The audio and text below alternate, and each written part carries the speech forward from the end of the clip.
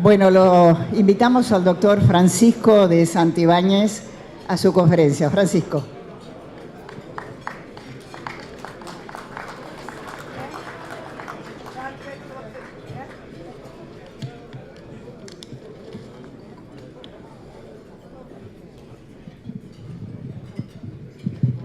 Bueno,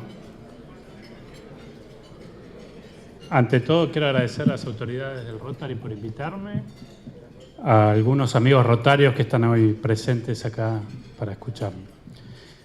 Bueno, en el marco de esta serie de conferencias, mi aporte a pensar la Argentina del mañana creo que proviene de mi especialidad, que es básicamente política exterior, la inserción de Argentina al mundo en el plano económico y político.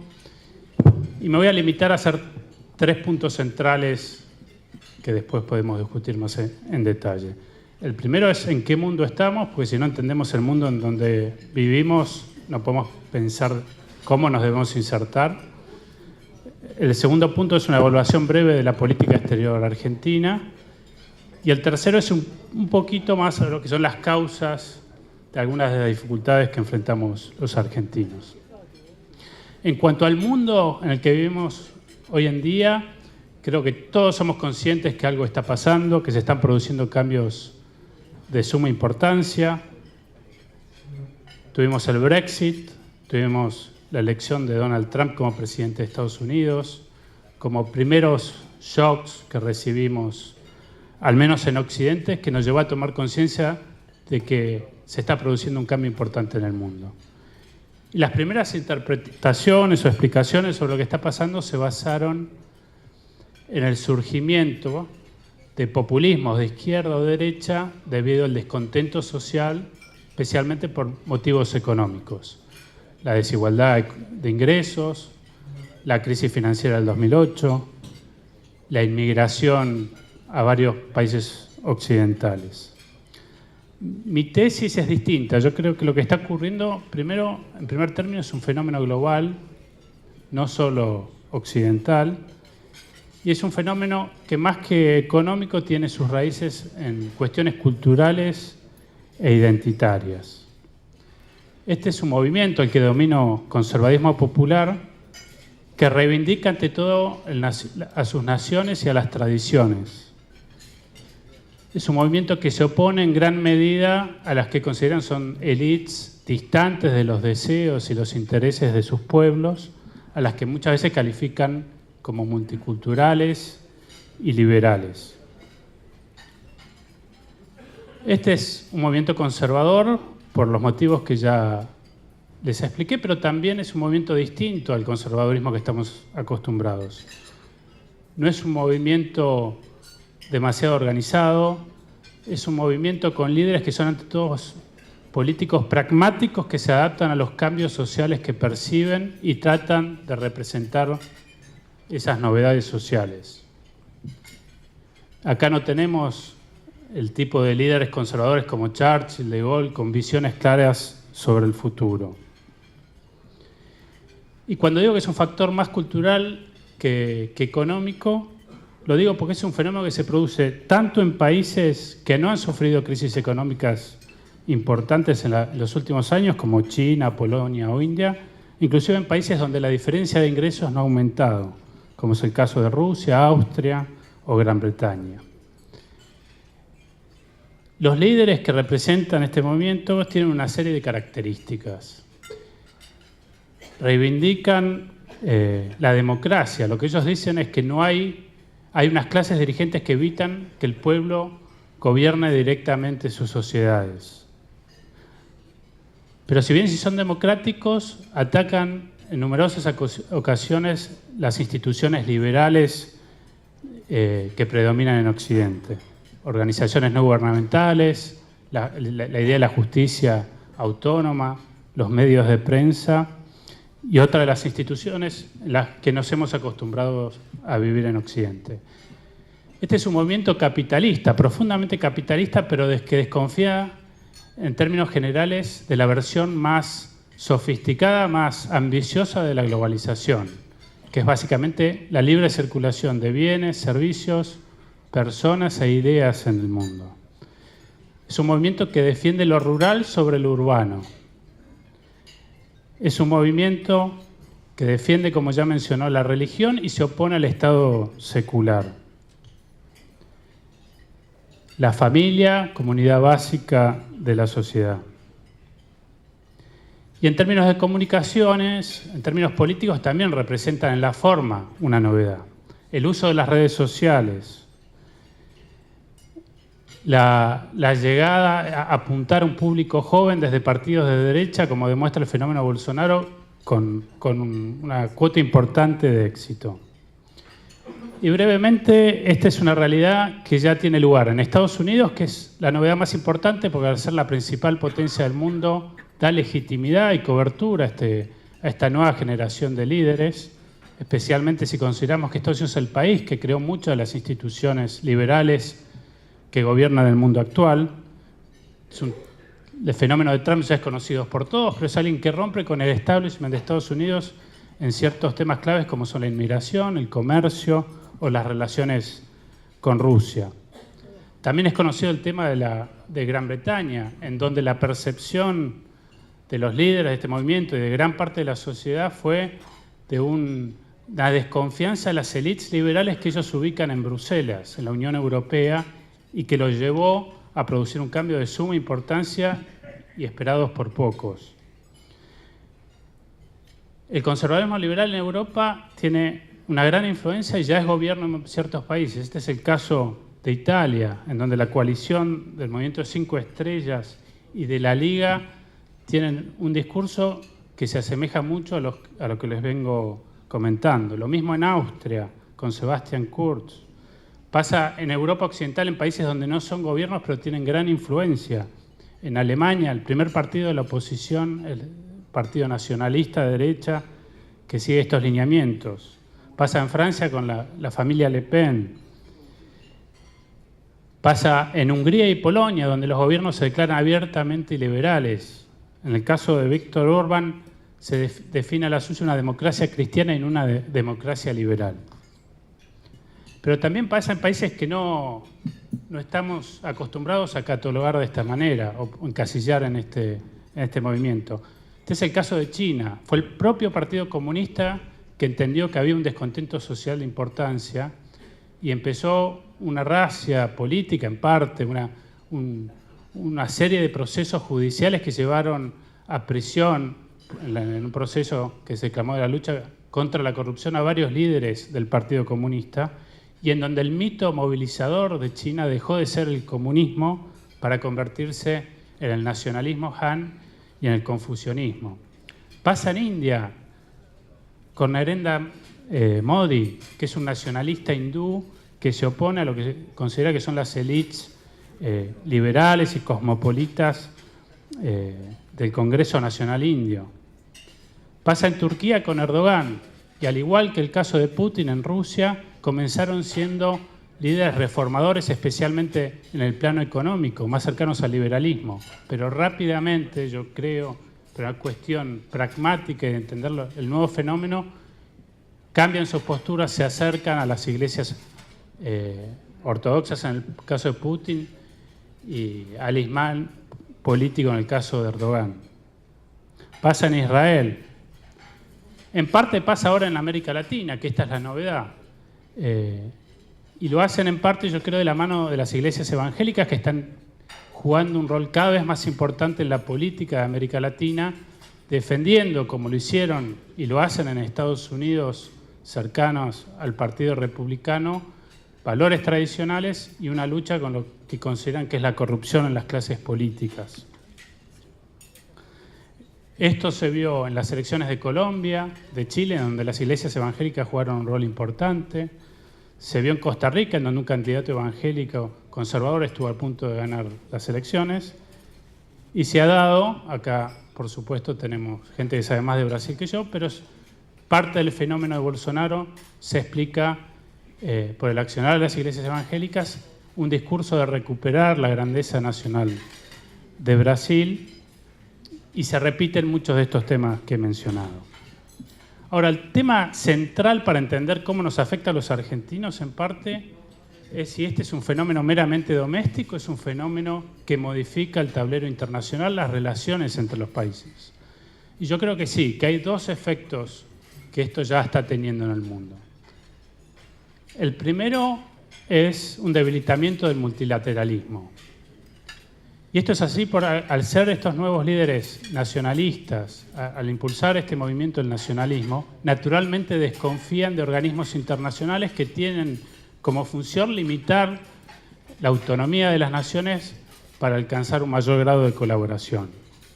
Esto lo vemos principalmente en la política exterior de Trump, pero no solo en la de Trump. La salida del Acuerdo de París, la renovación de acuerdos comerciales como el NAFTA, la salida de acuerdos comerciales como Trans-Pacific, las renegociaciones en la NATO y muchos otros ejemplos. Una segunda consecuencia es más positiva, es que yo creo que estos son movimientos que en política exterior tienen una visión realista. Buscan defender el interés nacional, preservar la autonomía de sus países, pero no necesariamente cambiar la naturaleza de regímenes de otros países para que se parezcan a los propios. Difícilmente Trump inicie intervenciones militares como hizo Bush hijo en Medio Oriente para expandir la democracia liberal. Putin está preocupado por recuperar la zona de influencia rusa y no de expandir el comunismo, como fue el caso en el pasado de la Unión Soviética. Entonces yo creo que esto es un fenómeno positivo. Vamos entonces hacia un mundo en donde hay una gran rivalidad estratégica creciente entre Estados Unidos y China, que el gran desafío, creo yo, en política exterior, en relaciones internacionales de nuestras generaciones, es canalizar esta conflictividad natural que se da entre una gran potencia y una potencia que está emergiendo de una manera pacífica y sin conflictos. Si lo vemos de esta perspectiva, la política exterior de Trump tiene un sentido, que es renegociar alianzas actuales para prepararse en esta competencia estratégica que no tiene por qué terminar un conflicto militar. La buena noticia es que es muy difícil que esto ocurra porque el peligro de iniciar un conflicto de este tipo es enorme debido a la presencia de armas nucleares en ambos casos. Pero todo esto es una breve reseña de la situación internacional. Lo importante, y más considerando cuál es el tema de esta conferencia, es cómo nos afecta a los argentinos a futuro. Yo creo, en primer lugar, nos perjudica, como a todos los países medios y chicos del mundo, porque el multilateralismo es la mejor forma, una de las mejores formas que tenemos para defender nuestros intereses. China históricamente ha tratado de negociar de manera bilateral, no multilateral. Ahora a Estados Unidos se le ha sumado y eso genera una dificultad para los países en desarrollo como el nuestro. Por otro lado, creo que es positivo porque, como les dije, un sistema internacional entre los líderes no buscan cambiar los gobiernos, sino mantener cierto grado de estabilidad, nos favorece porque el mundo actual a los argentinos nos favorece. Y esto creo que es muy importante entenderlo. Vivimos lejos de zonas de conflicto, no tenemos amenazas directas a nuestra seguridad, tenemos una matriz comercial bastante diversificada, lo cual nos da autonomía y esta autonomía a la vez nos permite defender nuestro interés nacional. Producimos bienes, servicios que son demandados por las nuevas clases medias mundiales y esto hay que destacar el rol del campo y de Vaca Muerta debido a su gran productividad y competitividad internacional. Regionalmente creo que estamos bien ubicados y podemos jugar un rol de mayor liderazgo. Pero para que esto tenga éxito, para aprovechar las oportunidades que nos brinda el mundo, es importante tener una estrategia clara de política exterior y de inserción internacional, que no solo depende de los gobiernos de turno, depende de la clase dirigente y depende de la sociedad civil, de las universidades, de los think tanks, de asociaciones como el Rotary, que nos permitan generar pensamiento de largo plazo saliéndonos de la coyuntura. Y en ese sentido yo creo que la política exterior argentina tiene una gran ventaja, un gran logro, que ha sido tratar de mantener buenas relaciones con todas las naciones del mundo con las que esto es posible. De esta manera Argentina recompuso relaciones con países con los que estamos distanciados sin que esto tenga ningún motivo en términos de interés nacional, como es Uruguay, como es Chile y principalmente Estados Unidos, y sin por esto pelearnos con potencias emergentes u otros aliados, como es el caso de Rusia, China y Brasil. Hoy, de hecho, se ve un triunfo concreto, que es ante la crisis económica, la ayuda que Argentina recibió de Estados Unidos, pero también de China para ir adelante. Pero quedan algunos puntos pendientes que creo que son importantes y los menciono brevemente. Uno es ser consciente de que Argentina no se puede convertir en un lugar en donde las grandes potencias resuelvan sus disputas. La base, el Observatorio Espacial de China en la provincia de Neuquén, que depende de las Fuerzas Armadas, creo que en ese sentido es una preocupación. Como también la base de ayuda humanitaria que Estados Unidos va a construir en Neuquén bajo el mando del Comando Sur. Como dijo Julio Hahn la semana pasada acá en el Rotary, Argentina necesita una política de defensa. Somos uno de los pocos países medianamente importantes del mundo que no tiene un sistema de defensa operativo. Argentina tiene que ser proactivo en las relaciones bilaterales. El país más importante no va a ser el que tome la iniciativa. Argentina tiene que ser el país que lleve los proyectos y acuerdos concretos que nos lleven a recibir más inversiones y a comerciar más. Y más allá de las buenas intenciones, Argentina sigue siendo un país cerrado que necesita comerciar, recibir más inversiones, y en eso yo creo que la elección de Bolsonaro en Brasil abre una oportunidad para repensar el Mercosur y que deje de ser un medio en parte para aislarnos del resto del mundo, para ser un medio para integrarnos a la economía. Y finalmente, todo esto es posible en la medida de que en Argentina recuperemos la noción de lo que es una clase dirigente. Creo que independientemente de los gobiernos, con el paso del tiempo hemos perdido la noción de la importancia que tiene tener una generación de líderes que tengan una visión de largo plazo del país, una generación de líderes que tenga lazos de confianza entre ellos y que desarrolle las habilidades necesarias para gobernar la Argentina desde el gobierno y desde la sociedad civil. Así que en definitiva yo creo que ese es el gran desafío de Argentina y del mundo. Cómo generar clases dirigentes que por un lado representen los intereses y los valores de la sociedad, porque si no lo que ocurre es el fenómeno que estamos observando actualmente de rechazo al sistema actual, pero no abandonar la idea de una clase dirigente, porque en cierto sentido Argentina, con las dificultades y los problemas que hemos tenido en las últimas décadas, es un ejemplo de lo que ocurre en una sociedad cuando pierde una clara clase dirigente con sentido de nación y de sacrificio. Así que la formación de estas nuevas élites, fortalecimiento de las élites, en este sentido creo que es el gran desafío y es el elemento central que va a definir el futuro de Argentina y el futuro del mundo en el mediano plazo. Muchas gracias. Francisco, muchísimas gracias.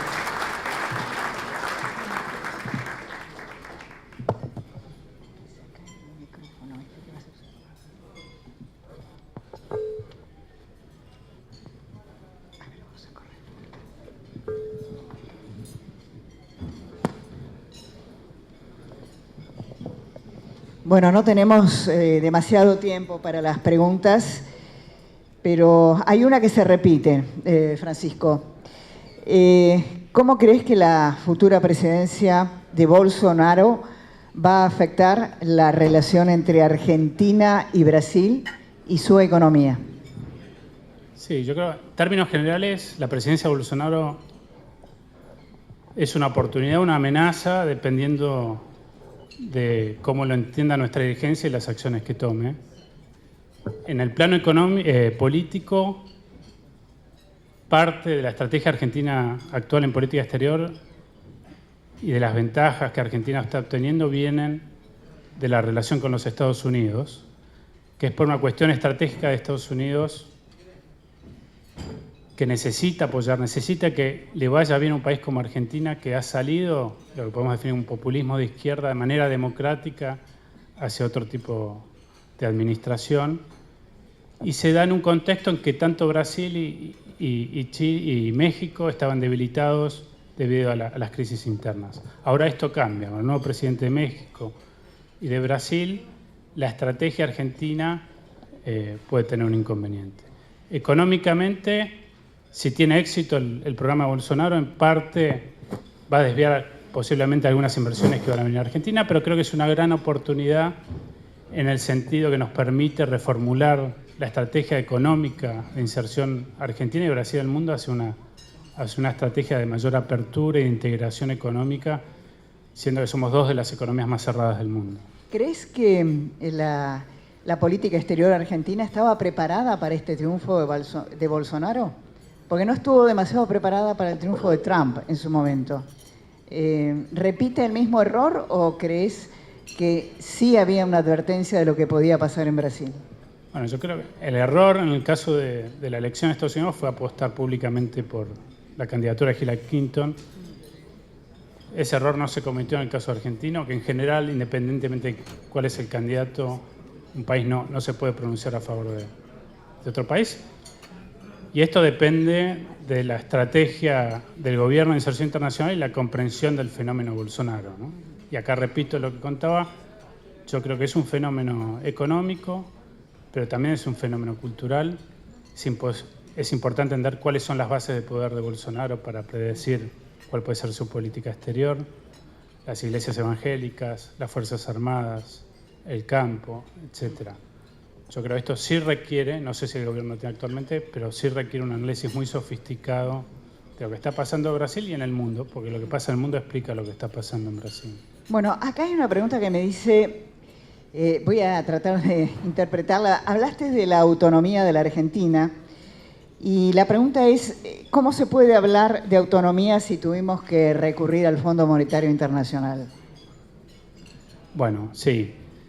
La autonomía se define de distintas maneras. Yo creo que Argentina tiene las bases para tener un alto grado de autonomía, que tiene que ver en lo político con la distancia con focos de conflicto, que no sufrimos amenazas a nuestra seguridad y por lo tanto no necesitamos alianzas en las que debamos ceder autonomía en el área política. Económicamente tenemos una matriz comercial diversificada, de inversiones también, y eso nos da autonomía. Pero coincido que todo esto es posible, este escenario positivo, en la medida que un país no tenga déficit fiscal, no tome deuda.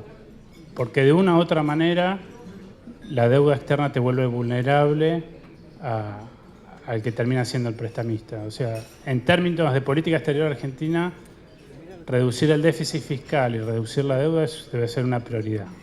Francisco, me preguntan acá qué rol le atribuís a Steve Bannon, que estuvo en el gobierno de Trump y después salió en lo que es la difusión mundial de estas ideas neoconservadoras. Bueno, este es un punto muy importante porque a diferencia de otros movimientos conservadores o gobiernos conservadores en el pasado, hay un alto grado de coordinación. Bannon es uno de los que, de hecho, creó un movimiento llamado El Movimiento, que interactúa y ayuda al gobierno italiano, a Le Pen en Francia, al Partido Independentista de Gran Bretaña. Tiene relaciones, porque tengo entendido, con la familia Bolsonaro. Pero como él hay otros casos, ¿no? La alianza entre Israel y Hungría, por ejemplo, por temas de derechos humanos. La alianza entre los países del este de Europa para evitar sanciones a la Unión Europea, que se ayudan para tener por lo menos dos países que se oponen a posibles vetos. La intervención en la política alemana, especialmente en el sur de Alemania, del líder austríaco. O sea, estamos viendo que este es un movimiento realmente, porque no es la suma de líderes independientes, sino que si bien no está desarrollada la ideología o o las ideas, porque es un movimiento pragmático, claramente hay un alto grado de coordinación y Steve Bannon juega un rol importante y hay que prestar atención porque ahora está interesado en América Latina. De hecho, hace poco habló también de Argentina, ¿no? Describiendo la situación actual de nuestro país. Bueno, en esta descripción de las nuevas corrientes que hay en el mundo que atraviesan países, continentes, incluso países grandes, países medianos, ¿lo debemos interpretar como un avance, como un retroceso o como un sistema de alerta? Bueno, esto era el mejor de los tiempos y era el peor de los tiempos, ¿no? Es una caja de Pandora. Sí. Vamos a ver qué pasa. Lo que yo creo que está claro es que no hay una vuelta atrás, digamos. La idea de que puede volver un Obama, un Hillary Clinton, creo que es incorrecta. Va a volver desde la centroizquierda, desde el liberalismo, un nuevo tipo de líder que se adapte a las demandas actuales. Y esto yo creo que tiene mucho que ver, especialmente desde el liberalismo, de hacer una autocrítica de por qué el rechazo. Y luego de hacer esta autocrítica, este entendimiento de por qué pasa lo que pasa, yo creo que vamos a ver un cambio interesante. Y esto es un punto importante, ¿no? Yo describí una serie de líderes, hay que pensar quiénes son los que están del otro lado defendiendo el orden liberal. Bueno, son Macron en Francia, que tiene una popularidad del 29%, son Trudeau, que tiene en Canadá, y tiene serias dificultades internas, y es Merkel en Alemania, que ya anunció que se va a retirar, ¿no? Entonces realmente yo creo que estamos ante las puertas de un cambio muy profundo que quizás terminemos de tomar conciencia si se produce un cambio de gobierno en Alemania. Vos seguís, supongo, todas las notas periodísticas, las interpretaciones que hay desde distintos sectores, y se habla de una amenaza de un regreso al fascismo a nivel internacional. ¿Coincidís con esta apreciación? No, bueno, yo creo que hay que diferenciar y definir los términos, ¿no? También se habla mucho de populismo, que es un término utilizado generalmente para descalificar la posición del otro sin ser consciente de qué significa. Mi experiencia, yo ahora estoy escribiendo un libro sobre este tema, el primer capítulo es sobre cuáles son las fuentes desde la filosofía política, ¿no? Y yo creo que claramente lo que refleja este movimiento son ideas conservadoras religiosas. El fascismo tiene un origen totalmente distinto, viene de cierta interpretación de autores como Hegel, como Nietzsche, que es un fenómeno moderno, totalmente, en mi opinión, hasta ahora, distinto al actual. Esto no significa que el conservadurismo popular que describo no pueda derivar en posiciones cercanas al fascismo, y creo que es lo que hay que estar muy atento para evitar. Te hago la última pregunta. A tu juicio, ¿cuál es el mayor desafío que enfrenta hoy la Argentina frente a este mundo que has descrito en materia de política internacional? Bueno, yo creo que es tener una política exterior que surja que defienda el interés nacional y que sea el producto de un consenso de la clase dirigente, ¿no? Si uno cambia la política exterior, la política de inserción internacional de gobierno en gobierno, pierde credibilidad, pierde capacidad de influir en otros actores de una manera que beneficie nuestros intereses. Entonces la pregunta sería si la clase dirigente argentina crees que está a la altura de este desafío de principios de siglo. Bueno, como te decía, yo creo que hay una falta de liderazgos enorme en la Argentina, y ese es nuestro gran desafío, ¿no? Se necesita una lectura muy compleja y sofisticada de lo que está pasando, se necesita fortalecer instituciones como las Fuerzas Armadas, Cancillería, pero también instituciones de la sociedad civil que nos permitan pensar, tener una estrategia y después implementarla, que ahí yo creo que el rol de Cancillería es clave de fortalecer el cuerpo diplomático. Francisco de Santibáñez, muchísimas gracias. Bueno, gracias a ustedes.